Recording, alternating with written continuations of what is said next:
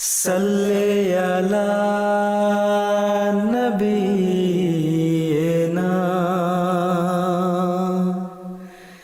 सल्ले अला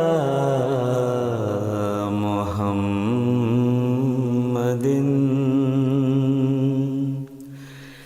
सल्ले अला नबीना सल्ले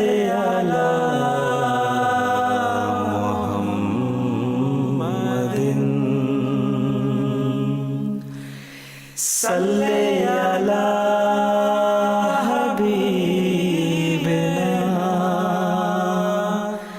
सल्ले अला मुहम्मदिन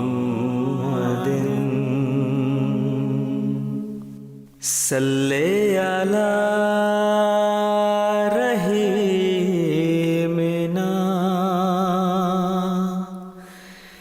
सल्ले अला मुहम्मदिन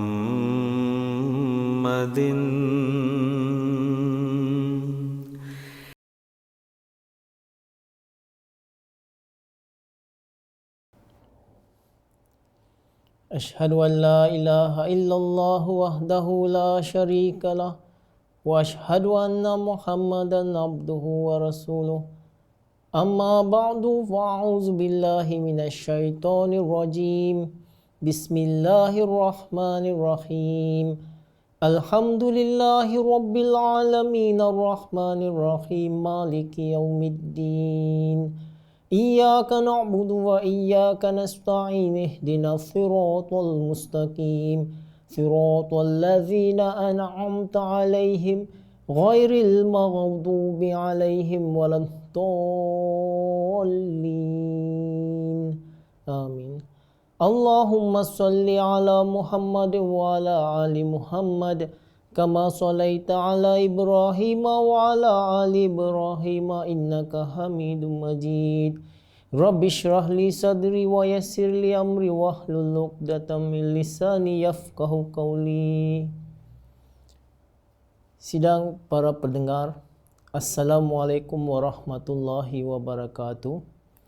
InsyaAllah ta'ala, untuk program pengajian online kita pada malam ini, saya telah diamanahkan untuk menyampaikan tajuk dunia hari ini, bagaimana kita mempelajari ilmu Al-Quran. Sebagaimana kita semua sedia maklum bahawa dunia hari ini sedang pesat membangun dan maju, dan kebanyakan manusia menuju kepada duniawi dan tenggelam di dalamnya, dan ada juga yang sampai melupakan Tuhannya. Tetapi walau bagaimanapun mereka inginkan keselamatan, sama ada keselamatan harta mereka, sama ada keselamatan kesihatan mereka, dan apa saja mereka inginkan keselamatan. Jadi untuk keadaan dunia yang pada hari ini, jalan yang mana harus kita pilih? Jalan yang mana yang boleh menyelamatkan kita, yang kita boleh terselamat daripada keburukan dan kerosakan? Untuk hal ini, Allah Ta'ala di dalam Quran Karim telah berfirman, Allazina amanu wa tatma'innu qulubuhum bizikrillah ala bizikrillahi tatma'innul qulub. Dalam surah Ar-Ra'd ayat 29, yang maksudnya iaitu orang-orang beriman yang hatinya tenang dengan mengingati Allah. Ketahuilah, hanya dengan mengingat Allah, hati akan memperolehi ketenteraman. Jadi, tuan-tuan dan puan-puan sidang para pendengar, kita lihat bagaimana Allah Subhanahu Wa Taala telah menjanjikan bahawa dengan mengingatinya, kita akan mendapat ketenangan. Dalam dunia yang penuh pancaroba ini, marilah kita sama-sama kembali kepada Allah Subhanahu Wa Taala. Kita sebagai warga jemaat sangat bertuah kerana kita telah meyakini Islam yang hakiki. Kita telah meyakini bahawa Hazrat Masih Maud AS telah diturunkan di akhir zaman ini untuk memperingatkan kita kepada Islam, kepada Al-Quran Karim. Jadi kita sebagai yang telah beriman ni sepatutnya yang kehadapan menunjukkan contoh teladan yang baik dalam mempelajari dan mengamalkan pelajaran-pelajaran suci daripada Al-Quran. Dan kalau kita lihat di dalam hadis terdapat banyak bagaimana Rasulullah sallallahu alaihi wasallam menasihatkan kita untuk mempelajari ilmu Al-Quran dan kita perlu mengamalkan setiap apa yang diajarkan, yang diperintahkan di dalam Al-Quran. Di dalam hadis ada Rasulullah SAW pernah bersabda, saya akan bacakan terjemahannya sahaja. Perumpamaan orang mukmin yang selalu membaca Al-Quran ialah seperti buah utrujah, bau dan rasanya enak.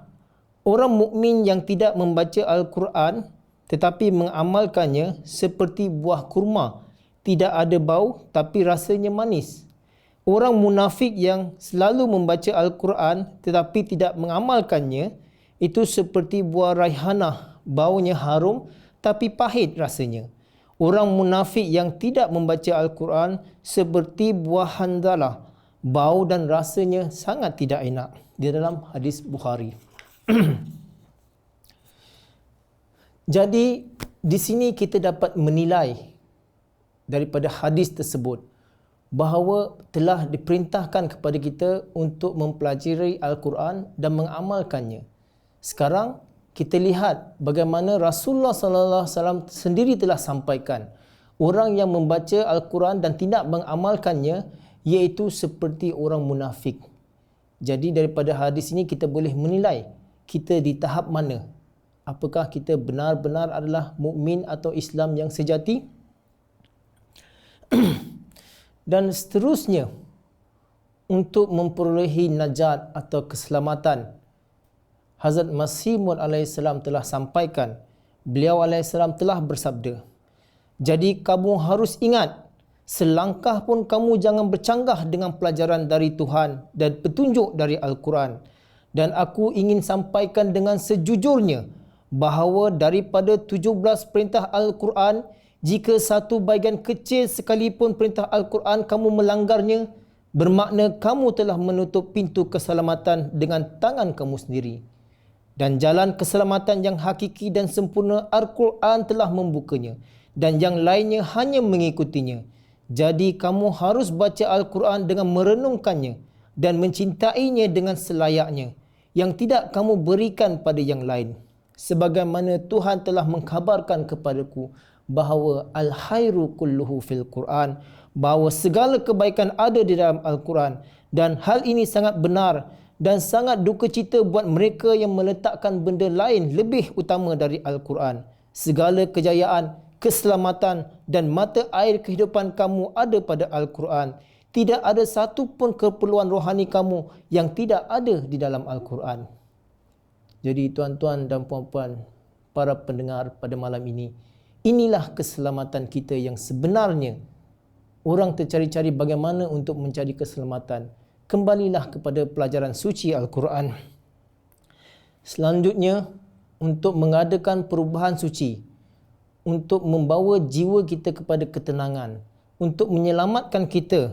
Selanjutnya beliau alaihissalam bersabda, bagaimana caranya mencapai perubahan dan kebaikan? Jawapan untuk itu ialah dirikan solat yang merupakan asal doa. Yang pertama harus mendirikan solat. Kemudian beliau alaihissalam bersabda, bacalah Al-Quran dengan merenungkannya kerana segala perkara ada di dalamnya. Penjelasan tentang perkara baik dan buruk dan banyak kabar-kabar tentang zaman akan datang ada di dalamnya. Dalam dunia hari ini adalah untuk mencapai kejayaan ialah dengan beramal sesuai pada pelajaran Al-Quran. Sekadar percaya sahaja tidak mencukupi. Ilmu itu harus disertakan dengan amalan. Beliau alaihissalam bersabda lagi, sebenarnya segalanya di sini, sebagaimana Allah Ta'ala telah ajarkan di dalam Al-Quran.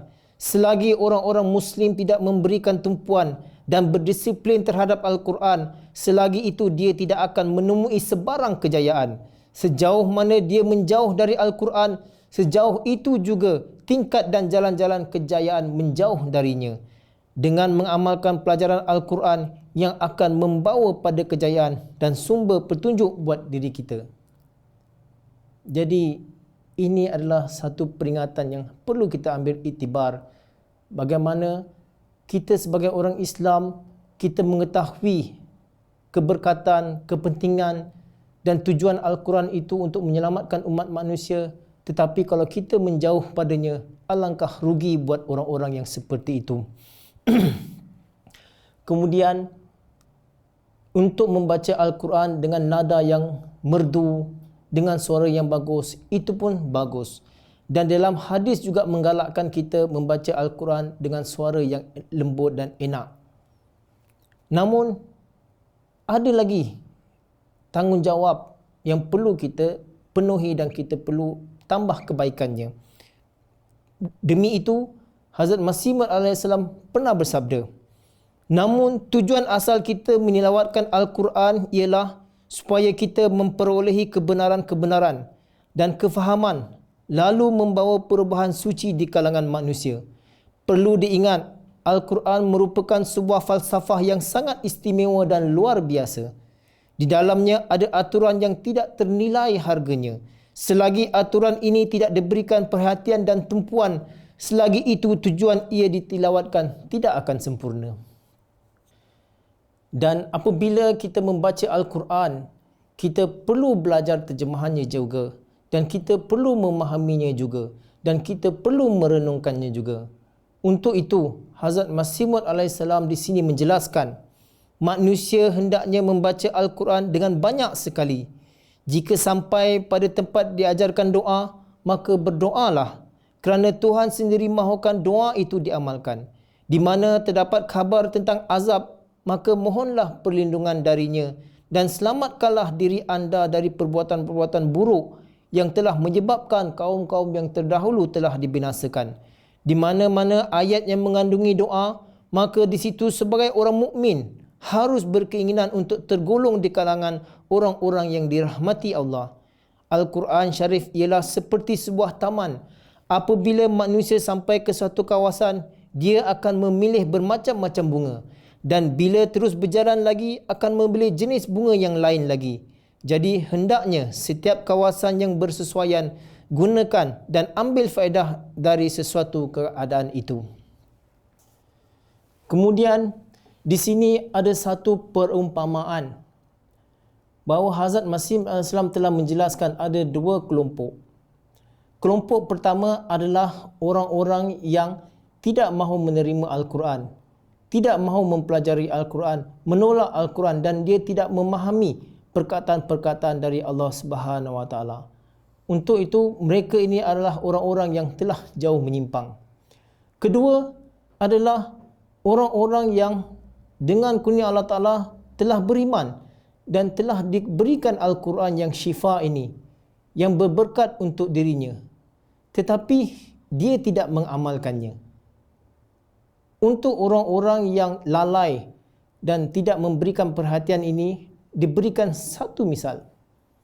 Bagaimana orang ini telah tahu bahawa di sana itu ada mata air yang bersih suci, yang dengan meminumnya akan menyelamatkannya. Dan air itu boleh menyembuhkan pelbagai penyakit. Dan orang itu sendiri sangat kehausan.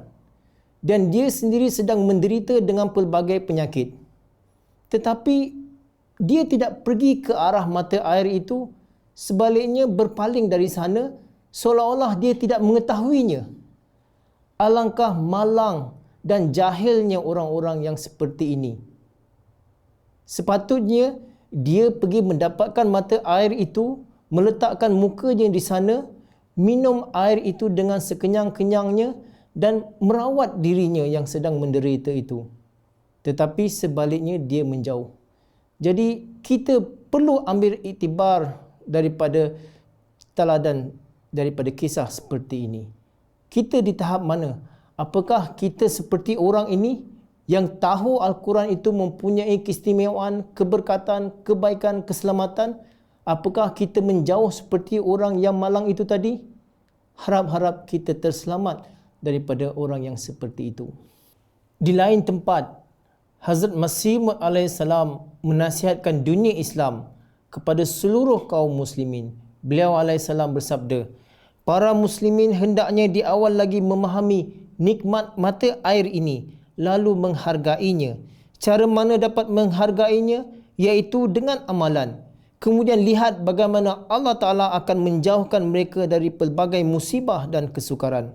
Alangkah baiknya jika orang-orang Islam memahaminya dan berfikir bagaimana Tuhan telah berlaku ihsan padanya dengan menciptakan jalan ini yang mereka mengambil faedah dengan berjalan di atasnya. Jadi kita sepatutnya berusaha untuk mengambil faedah sebanyak-banyaknya daripada pelajaran di dalam Al-Quran. Kita amalkannya dalam kehidupan kita. Di mana saja kita berada, di rumah, di sekolah, di universiti, di kalangan masyarakat, atau di mana saja kita berada, kita dapat mempamerkan contoh teladan daripada Al-Quran demi keamanan, keselamatan dan kesejahteraan bersama. Sebagai penutupan untuk pengajian kita pada malam ini, saya ingin ambil satu lagi nasihat daripada Hazrat Masih Maud alaihissalam. Beliau alaihissalam bersabda, untuk kalian ada satu pelajaran yang penting, iaitu jangan tinggalkan Al-Quran Syarif seperti sesuatu yang tidak berguna, kerana ia adalah kehidupan kamu. Buat mereka yang menjanjung Al-Quran, dia akan disanjung di langit. Buat mereka yang meletakkan perkataan Al-Quran paling utama berbanding dengan hadis dan perkataan lainnya, dia akan diutamakan di langit. Seluruh dunia ini tidak ada kitab yang memberi kebaikan kepada manusia melainkan Al-Quran. Dan untuk seluruh anak-anak Adam, tidak ada rasul dan pemberi syafaat melainkan Muhammad Mustafa sallallahu alaihi wasallam. Jadi tuan-tuan dan puan-puan sidang para pendengar, kami berharap kita semua mengambil pelajaran daripada Al-Quran, hadis dan sabda daripada Hazrat Masih Maud alaihissalam. Semoga kita dapat pelajaran daripadanya dan dapat kita mengamalkannya dalam kehidupan kita. Jadikanlah Al-Quran iaitu sumber kehidupan kita, kerana ia yang akan membawa keberkatan, keselamatan dalam kehidupan kita sehari-harian. Dan untuk saya sampaikan di sini juga dalam kesempatan ini, iaitu sebagaimana kita semua sedia maklum bahawa sekarang ini kita sedang mengadakan pengajian Al-Quran secara online, baik untuk kelas nazirah maupun kelas terjemahan. Alhamdulillah, sejak Jun yang lalu kita telah mulakan di peringkat nasional di sini bahawa kita telah adakan kelas nazirah yang kita ada 2 orang guru di dalamnya yang mengajarkan. Kemudian ada juga 2 orang guru dalam bahasa Urdu mengajarkan terjemahan dan tafsir ringkas. Dan untuk bahasa Melayu, kita ada seorang tenaga pengajar yang sedang mengajarkan nazirah. Dan Alhamdulillah, saya sendiri juga telah mulakan kelas terjemahan dengan tafsir ringkas. Dan Alhamdulillah, kita lihat bagaimana Lajnah juga aktif dan sangat bersemangat dalam mempelajari Al-Quran secara online. Mereka ada kelas nazirah, kelas terjemah, kelas saraf nahu dan kelas hafazan juga dengan kurnia Allah Subhanahu Wa Taala. Jadi saya berharap tuan-tuan dan puan-puan ambil faedah daripada perkhidmatan yang telah kami sediakan ini. Berdaftarlah dengan Sekretari Ta'amul Quran di tempat masing-masing atau dengan sadar di tempat masing-masing, di makami masing-masing. Begitu juga dengan Lajnah, boleh daftar melalui Lajnah, bahagian Lajnah.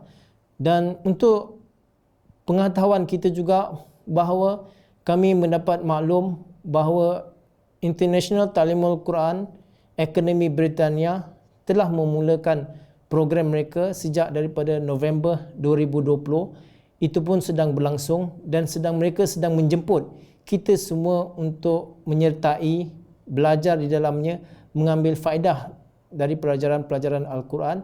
Jadi saya juga telah membuat video bagaimana untuk mendaftar dalam ITQA, iaitu International Talimul Quran Academy. Jadi tuan-tuan boleh lihat nanti di channel YouTube, ada YouTube yang telah kami sediakan dalam 2 bahasa, iaitu bahasa Melayu dan bahasa Urdu. Saya harap kita semua mengambil faedah daripada apa yang kita dengar pada malam ini dan kita dapat mengamalkannya dan kita dapat memastikan bahawa anak keturunan kita juga selalu melekat pada Al-Quran. Sekali lagi, wabillahi taufik wal hidayah. Assalamualaikum warahmatullahi wabarakatuh. Jazakumullah hasanul jazaa. Salli ala nabiyyina, salli ala Muhammadin,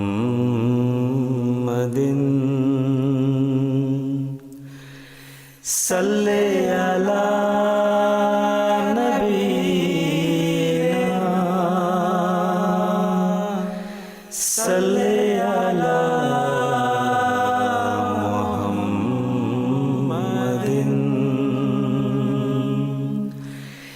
salli ala habibina,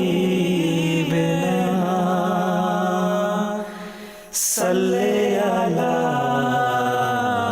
Muhammadin, salli ala rahimina, salli ala